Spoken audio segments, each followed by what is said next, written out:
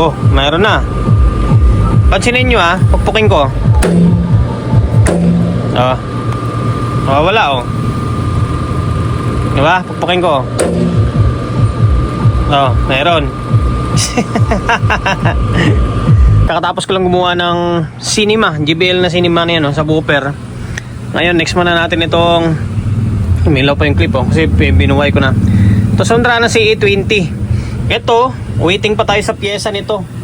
Yung kapasitor na ito, kalog no, lumubo, palitan pa natin. Bibili pa tayo ng pyesa bukas, kapasitor ito. Yan ngayon, CE20, shoutout sa may-ari nito na pinagkatiwalaan tayo na gawin yung unit nila. Hindi ko alam kung taga saan to Basta maraming salamat sir sa kakatiwala mo ng unit mo rito sa akin. Kapwa ko rin Ilonggo to May mga customer ko rito halos 75% mga Ilonggo. Ayan, to Sondra CE20. Ang issue nito daw ay minsan meron, minsan wala yung channel 2. And then tinisting ko rin, napansin ko nga rin. Ngayon pakita ko sa inyo ito to. O natin. Ayan. Patungan lang muna natin to. Mahirap pagbaba, mahaba. Ngayon may nakakabit na speaker yan. And then may audio input. Gumagana yung laptop natin. Okay. Channel 1 meron. May channel 2. Oh, mayroon na. Pansinin nyo pagpukin ko. Oh. Wala oh. Diba? Pagpukin ko. Oh, mayroon.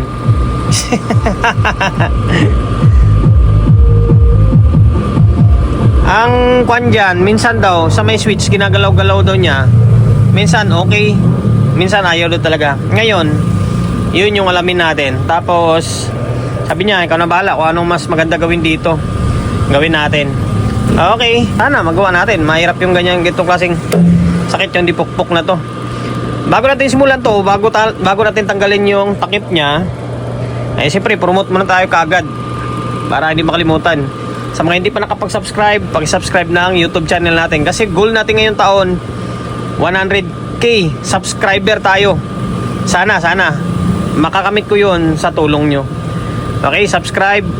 Pinutin mo yung bell button sa gilid, select mo yung all. Yan, kapag napindot mo na yan, manonotified ka kapag meron tayong bagong upload na video. Nag-upload tayo ng video isang beses, dalawang beses kada araw. Okay? Ngayon, tanggalin ko muna yung takip. Tanggal ko na yung takip. Grabe. Punong-puno pala ng agyo to. Ayan Halloween na. Iniro pa lang kulang sa maintenance kaya siguro nagkaganito. Ayan, linisan lang muna natin. Bugaan muna natin ng kwanto, ng compressor.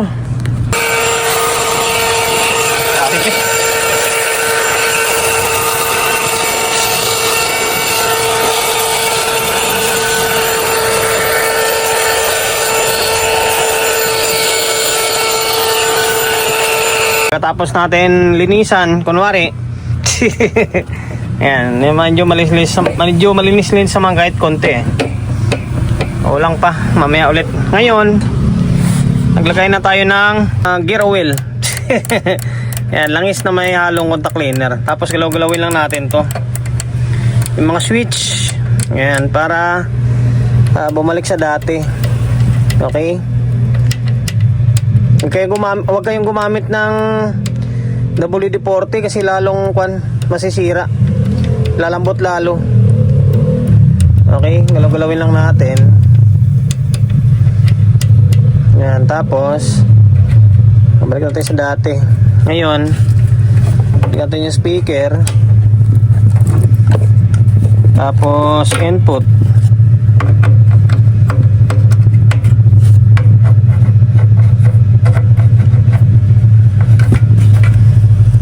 Okay. Yan, ano yung speaker? Isa. Itong isa. Ayan. Ngayon, switch on natin ulit. I-fix bias natin to. Ayan, i-fix bias na rin natin to. Okay. Okay. Channel 2. na. Okay natin.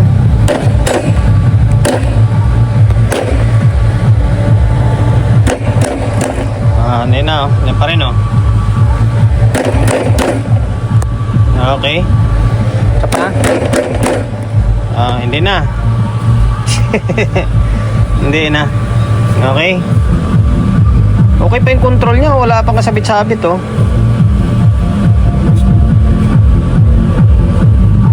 Yan, ngayon gagawin natin. Kaya minsan tip ko sa inyo, yung switch nyo, kahit every 3 months lang, patakan nyo lang ng kahit kunting langis lang. Kung wala kayong contact cleaner na malabnaw, huwag kayong gumamit ng WD-40 kasi lalong ninipis yung simbras. Ngayon, okay na yan.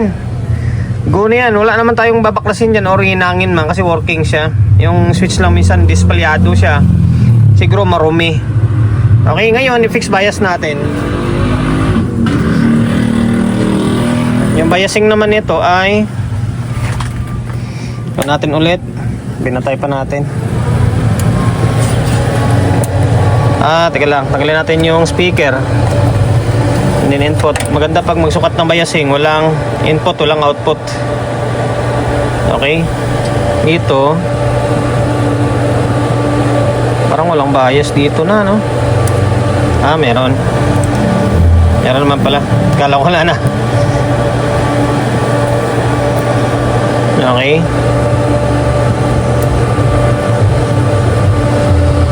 Ayan, 0.20 magpo 0.3 siya. Dito walang bias dito. Kaya ito ibaba natin ng konti, mas maigi niyan para hindi siya ganun kainit. Mga 0.26 lang. Ngayon saan unahin natin dito? Saan? Dito siguro. Dito ay kahit di natin kalasin, eh. Okay. Fix ako, para-paraan lang, para hindi na tayo magbaklas dito. 'Di ba? Ayan. Ngayon, value nito ay ano bang value nakalagay? 501, meaning 500 ohms. Okay, lagyan natin ng value ilalagay natin diyan. Ito lang to, dito mo lang siya putulin. Okay, unahin natin na sa may taas. Unahin natin dito. Putol dito. Putol dito. Tapos angat. Okay, sabay. Lagutin to.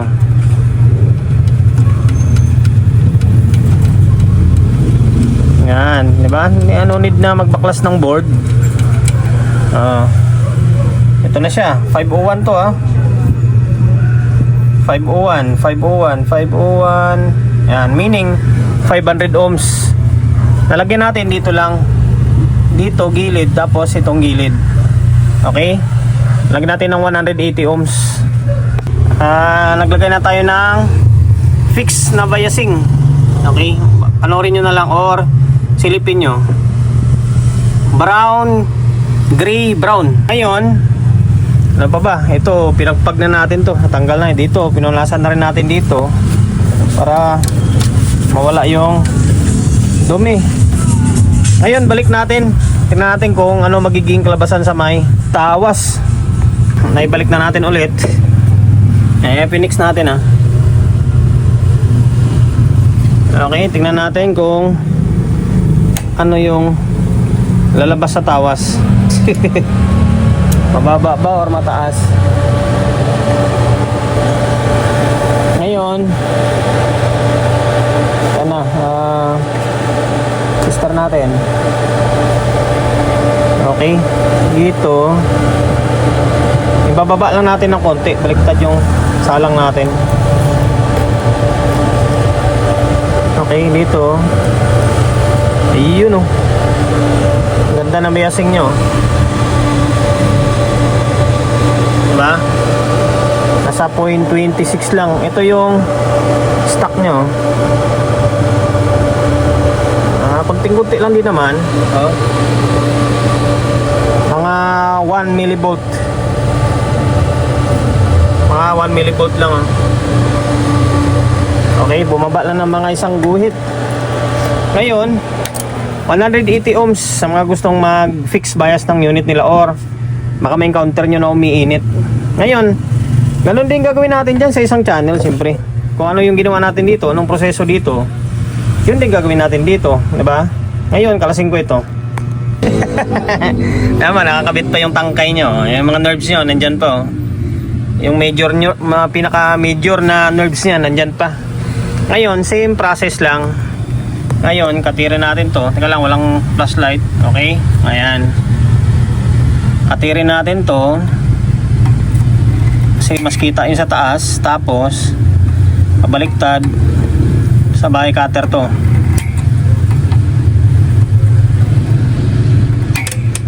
Diba? Class na. Sana yun? Ayan, to siya oh. Ngayon, ganun din gagawin natin dito. Ito yung ilalagay natin. Yan, 180 ohms yan oh. 180 ohms. Focus. Yan, 180 ohms. Pag ganito lang siya oh. Yan, kargahan mo muna ng tingga yan. Kargahan mo muna ng hinang. Tsaka mo ilagay itong resistor. Okay? Ngayon, hinangin natin. Para mas mabilis na yung video natin ngayon. Naibalik na. Or napalitan ko na oh. Ayan, nabilis lang oh. Ito na punasan na rin natin to. Okay, ngayon balik lang yan oh. Ngayon babaliktarin mo lang siya pag ganyan oh. Oh, di ba? Sabay balik yung mga wire na maliliit. Oh, yan, bilis ng proseso. Ay balik ko. Ngayon, eto na, naibalik ko na. Naibalik na yan. Okay. Nilagyan ko na ulit ng speaker and then audio input. Switch on natin. Ito guys, nagmumukhang madali lang yung trabaho ko or nagiging mas mabilis dahil abisado ko na yung proseso and then yung bias na ginagamit is abisado ko na rin. Pero pag hindi yan, nung tulad ng nagsisimula pa lang din ako, ganun din kasi dagdag bawas hanggang sa makuha mo yung tamang value ng biasing. Okay? Kaya pag tinignan nyo parang ang bilis lang ah. Okay. Yun oh. Pagpagin natin.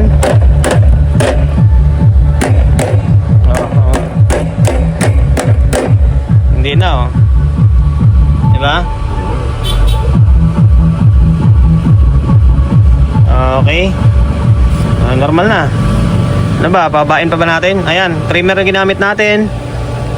Ang pinalit natin sa trimmer is 1.8 180 ohms pala. 180 ohms. Okay? Wala na rin yung kanina pag pinapagpag mo nawawala eh. Okay na. Yun lang, i-contact cleaner nyo lang. Uwi na ako. Hanggang dito na lang. Naway nakapagbigay ideya ulit tayo sa mga gustong mag-fix ng unit nila to Sonrana C20 180 ohms yung value. Ayan, sa mga kapwa natin technician na medyo bago-baguhan pa lang, kung gustong gayahin yung ginagawa natin, sundan nyo lang yung mga video natin ha. Yun, goal natin, inulit natin 100k subscriber. Sana matupad yan sa tulong nyo. Paki-subscribe ng YouTube channel natin, pinutin mo yung bell button sa gilid, select mo yung all. Yan, kapag napindot mo na yan, manonotified ka kapag meron tayong bagong upload na video. Nag-upload tayo ng video 1 beses, 2 beses kada araw. Okay? God bless and then peace atin lahat.